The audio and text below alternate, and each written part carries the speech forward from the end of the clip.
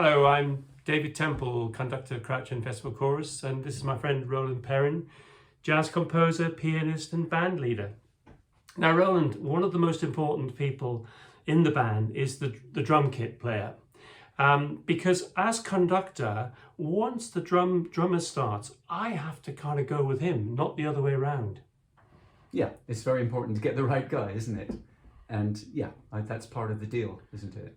I noticed when I did a gig with you at the London Jazz Festival 2 or 3 years ago, that you did a few things just with the trio. And when you were together as a trio, you all suddenly really let go. And that's because you were entirely in your own territory. And what I want to achieve with this sacred concert that we're doing on the 17th of July is to have that feeling, but with the whole ensemble. So do you think I need to conduct less and let the kit player sort of drive the whole thing, or do I just need to make sure that he and I are completely in synchronicity? I think it's the latter. I think it's that. I mean, I think it's still, the drummer's still looking to you for confirmation of everything. But in terms of 100 singers and an 11-piece band and yourself being together, it's a case of the drummer has the final say, really. And that's, again, as I say, it's really important to have the right person to do that job. Yes. There is a movement in the sacred concert which is band only. I think it's called the Shepherd. That's right, yes. Could you play a little bit of that for us? Because that is one where you have to start the whole thing off. And I'm not even sure if I will conduct any of this. But let's see how it goes when we have our rehearsal. Yeah, I mean, the thing about that is this is a very good example, actually, of what happens. There's a long out of time rubato, let's say, piano introduction, very Ellington, full of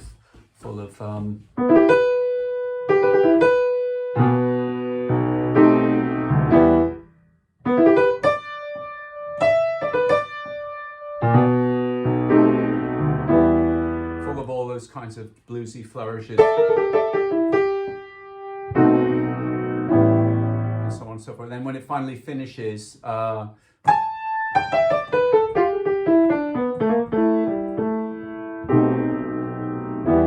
so far there's no time. Then the trumpet comes in. It's actually exactly. It's a feature for the trumpet with a plunger music, wah wah, you might call it. And he plays this. Now when he plays that last note I just played, the band have to come in and go, they have to answer it. This is the old, going back to African music of call and response, which fed into Black American gospel. So in fact, this piece is dedicated to a black preacher in New York who was also a civil rights activist. So it's a bit like they're going, oh yeah, like that, okay? Now, the congregation is the band and the preacher is the trumpet. Now, what happens is it goes 1, 2, 3, 4, and 1, okay? Now, what the drummer plays is he plays 1 and 2. Right, so he sets the tempo. He sets the tempo, and they've got a beat and a half to get in time. Yeah. Okay. 1, they're used to that kind of thing. 2, it's quite a slow tempo, so it's there's a lot of gaps to find it. Yeah, and so they're used to it. There's and the third thing is we rehearse. Yeah. So they know what to expect. Not to be underestimated. Yeah, absolutely. And I think what happens is all musicians remember tempi from rehearsals. Yeah. So they can kind of hear what's going to happen at that moment. Thank you.